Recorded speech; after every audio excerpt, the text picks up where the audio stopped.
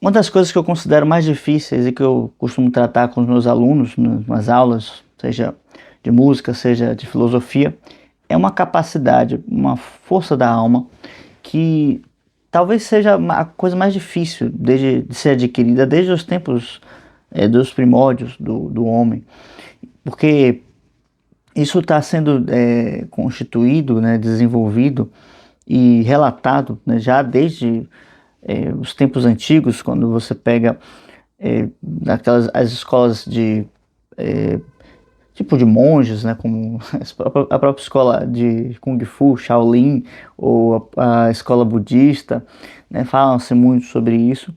Aqui no Ocidente se fala bastante também, principalmente das linhas quando a gente fala sobre meditação, sobre contemplação. E se trata de uma capacidade que nos permite olhar para dentro de forma mais profunda e cultivar-se. Então, é necessário cultivar-se. Isso a gente compreende, a gente sabe e já ouviu falar, né, de muitas frentes, de muitos autores. E cultivar-se significa entender certas virtudes, isso significa entender certos conceitos e como eles se relacionam com a nossa vida e, mais além disso, saber como a nossa vida vai construir-se em torno desses princípios, tá? Não simplesmente como uma espécie de conhecimento que acumulamos, mas sim como um desenvolvimento, um crescimento que realizamos ao redor deste princípio, deste conhecimento desta vida, né? Edificamos uma vida, edificamos um todo, né? Uma espécie de integração em torno de um eixo, e esse eixo são certos princípios e certos valores. Esses princípios e valores, eles orbitam em torno do eu. E o eu, que é esse indivíduo, essa capacidade que todos temos de estar se olhando de maneira diferente das circunstâncias, não se confundindo com as circunstâncias, esse eu, ele só pode ser alcançado através de uma capacidade chamada concentração. Então, eu estava percebendo isso hoje, né? Um pouco antes de vir gravar esse vídeo, porque a começar a ler um livro, você percebe que uma série de vozes, elas vão puxando você, tentando puxar você para fora. Seja porque você estava trabalhando no computador com algumas coisas, ou você estava resolvendo alguns problemas, ou você teve que, sei lá, limpar alguma coisa na sua casa, ou preparar um alimento. E todas essas coisas ficam na sua cabeça como elementos que te distraem do que você precisa focar ali agora. Porque quando você está com um livro, quando você está refletindo, isso não tem nenhum apreço, nenhum apelo, melhor dizendo, sensorial, né? Mas sim é um apelo que se desenvolve dentro da mente e, se possível, né, em um grau mais profundo, dentro da alma, né? Porque a mente, de certa forma, ela vai constituir, nesse caso, uma espécie de barreira, uma espécie de, de floresta que está antes do verdadeiro eu, né? Como uma espécie de corrente ou cortina de opiniões que ficam circulando e impedindo que compreendamos, né, entendamos o que acontece dentro do nosso interior. Daí que, para isso, né, como não temos nenhum apelo dos sentidos, os apelos externos eles vão nos chamando de volta, né? Como se nós precisássemos sair de nós mesmos para poder atender a esses apelos. E justamente esses apelos que a todo momento vão chamar a nossa atenção e vão reclamar que não estão sendo atendidos o suficiente. E isso é uma constante na vida de estudos, na vida do próprio cultivo, né? Porque não há como cultivar-se e desenvolver essa, essa inteligência na turbulência, né? Não há como fazer isso sem desenvolver primeiro uma concentração. E essa concentração ela é trabalhada em particular, ela é trabalhada no processo de meditação, ela é trabalhada no processo de contemplação. E quando nos meus alunos de música, né, é o que eu falo para eles em um determinado momento, né, da sua progressão, que eles precisam desenvolver essa concentração que se traduz em conjugar os movimentos e os pensamentos sob um mesmo centro, sob uma mesma, é, sob a mesma ótica, que no caso é o próprio processo musical, o próprio, vamos dizer assim, a própria identidade da música, né? Se é que a gente pode trabalhar nesses termos, mas não simplesmente nos sons e na maneira como organizamos as melodias, mas também na forma como articulamos as notas, na maneira como imaginamos o que estamos transmitindo, e como tudo isso vai se articular em torno de um significado, né, que nós poderíamos trabalhar num sentido poético mais extenso, né, não somente a poética enquanto a poesia, mas com a capacidade de criar certas possibilidades, certas realidades. Então, a gente pode trabalhar uma espécie de poética do som, e essa poética do som é extremamente fundamental para o músico, para o artista. Assim como para o estudante, para o filósofo, né? E aqui eu trato dessas duas coisas, né? O artista filósofo que busca entender o mundo através da beleza com o aporte da filosofia. É necessário esse momento de concentração e sempre, todas as vezes, o início é sempre mais difícil, né? Talvez, se não para todas as coisas da vida, mas para essas coisas que necessitam de que tem um começo difícil, né? De estar preso com a atenção em um livro, né? Ou com a atenção em alguma prática contemplativa. Isso é muito complicado, né? Principalmente nos dias de hoje, que nós nos sentimos na obrigação de estar atendendo a certas notificações do celular ou a certas notificações do computador, né? E até há pouco tempo atrás estava se falando muito da deterioração cerebral, né, que estava acontecendo através de conteúdos curtos. E isso acontece muito fortemente, né, por conta desse estímulo constante que se dá. Mas isso tem isso é uma questão fundamentalmente de hábito, né? É que o cérebro vai se deteriorar totalmente, né? Como se nós utilizássemos uma substância que amortiza o cérebro para sempre, né? Como alguma droga ou algo do tipo. Mas é um processo de hábito, de reeducação. Muitas vezes a gente coloca uma pecha em nós de algo que é completamente impossível de ser resolvido porque já é algo que não nascemos com esse dom, ou porque já deterioramos nosso cérebro demais. Isso é simplesmente uma desculpa, né? Algo que a gente usa para fugir do esforço, né? E justamente eu estava lendo exatamente sobre isso, né? Sobre Plutarco. Ele fala sobre a maneira como nós devemos cultivar algumas virtudes. E a primeira coisa que ele fala é que a gente precisa aprender a observar a natureza, como ela se comporta e como a partir desse comportamento se dá certos resultados. E ele fala que mais importante do que a natureza, que não depende de nós, né, parafraseando, né, devemos cuidar da nossa educação, que são os nossos hábitos.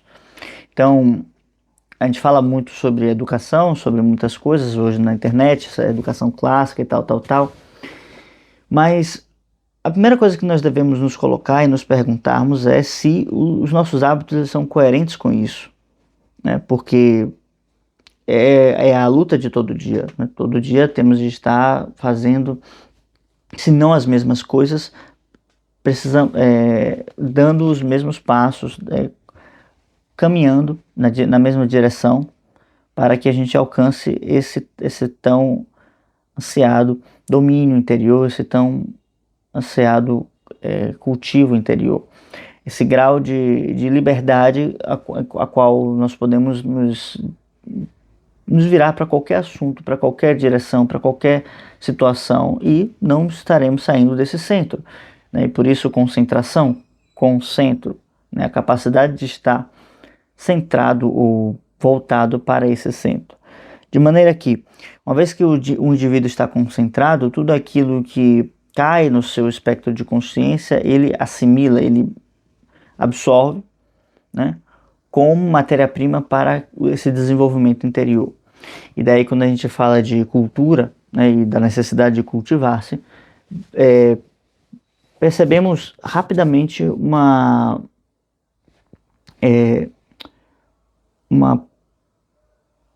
me fugiu a palavra, mas assim, uma relação que tem essa palavra com o próprio cultivo de plantas, né? E justamente sobre essa analogia que o Cícero estava trazendo, quando ele trouxe um significado para essa palavra, né, como essa necessidade de cultivar certos valores humanos. Então,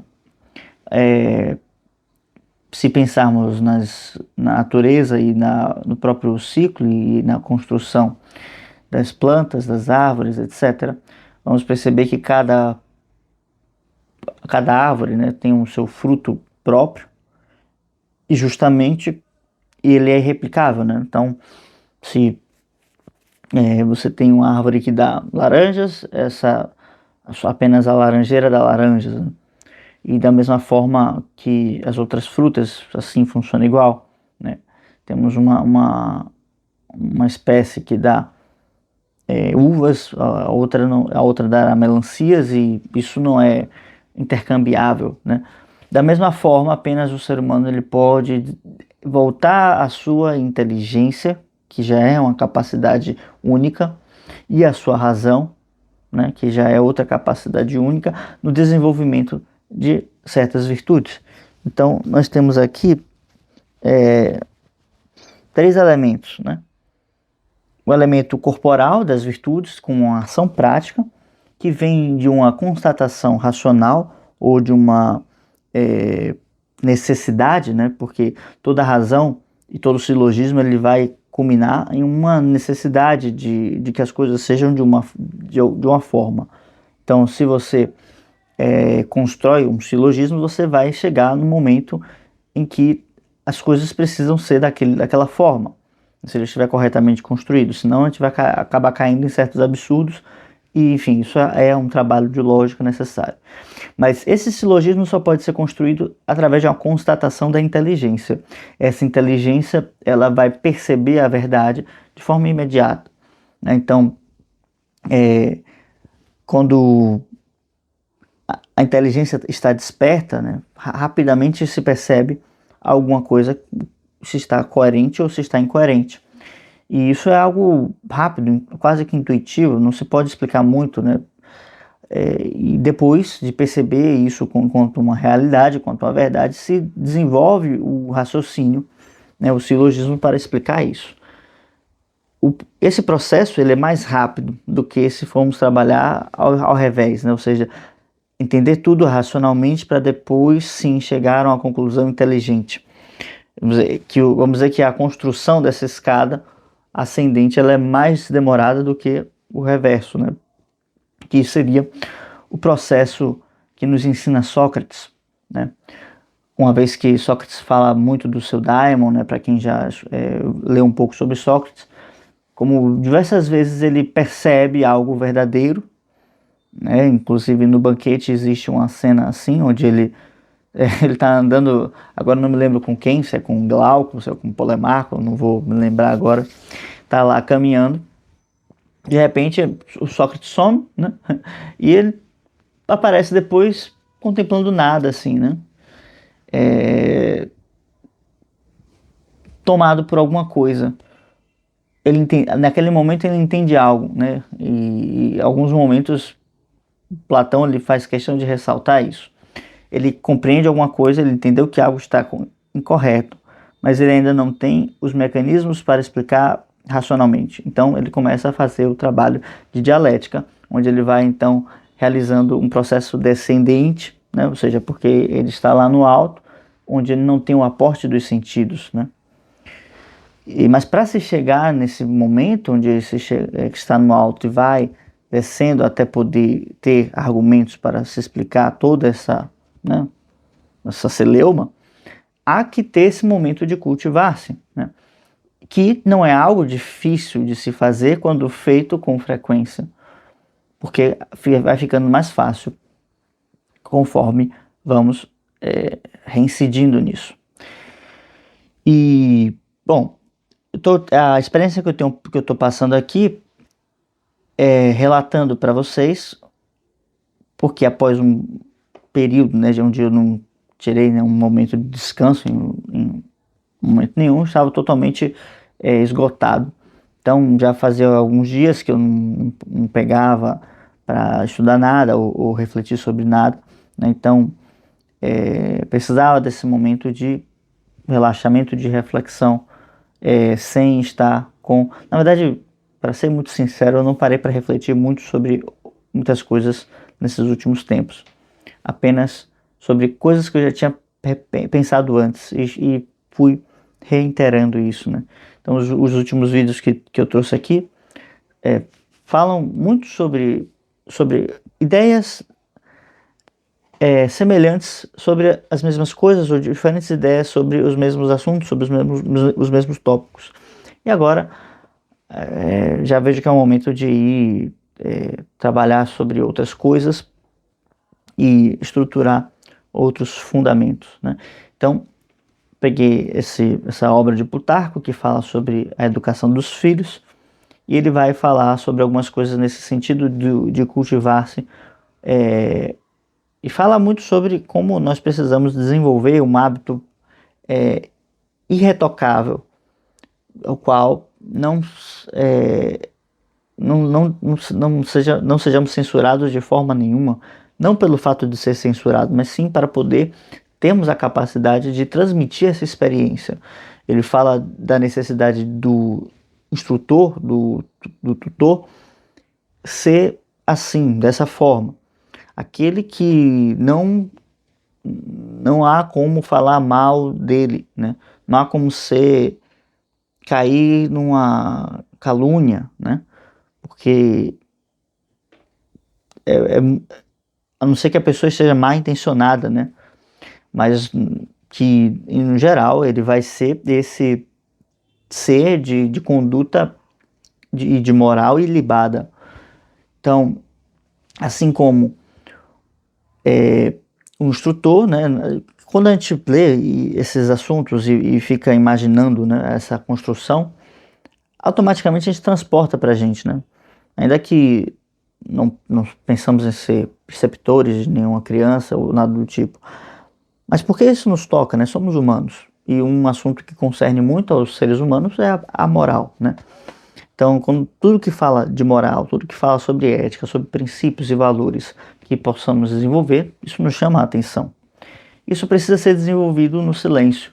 Precisamos desse momento de silêncio, precisamos dar esse tempo para cultivarmos-nos. Porque, do contrário, vamos perder os esforços que nós vamos conquistando, né? As dicas que nós pegamos com um ou outro professor, elas são muito válidas, são muito necessárias. Mas se não temos esse momento de reflexão, de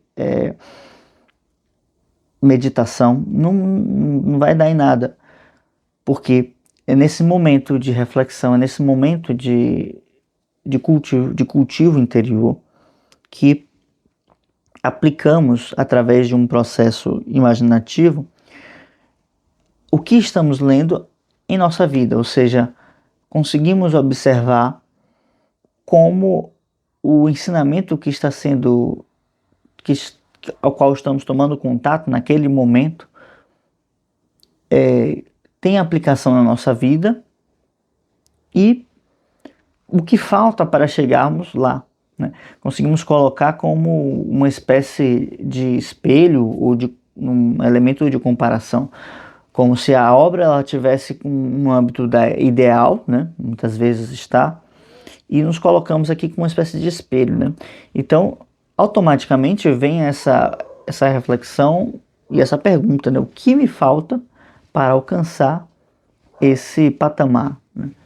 E daí que, sim, precisamos nos colocar para jogo, né? Nos colocar nesse movimento, porque é mais fácil quando feito todo dia. E a vida fica muito mais simples se nós realizamos as tarefas que necessitamos fazer. Não porque nos mandaram fazer, mas porque nós sabemos que temos de fazer, e caso não façamos, vamos ter de fazer depois, e isso não vai sair bem feito, vai sair mal feito, vai sair com uma série de estresse, e talvez a gente se perca, né, nesse momento, maldizendo o Criador e falando mal da nossa sorte, tal, mas quando na verdade nós plantamos tudo aquilo que nós estamos colhendo, tá bem? Então, isso é uma das coisas que é fácil de fazer quando é feito com antecedência. É fácil de fazer quando nos colocamos nesse movimento, mas que se torna muito complicado quando os prazos estão apertados e nosso psicológico está esmagado por uma pressão, muitas vezes fantasiosa, mas que por nós termos negligenciado aquilo por tanto tempo, acabamos por perder essa noção, né? essa medida, tá bem? Então, vamos ficando por aqui, tá bom?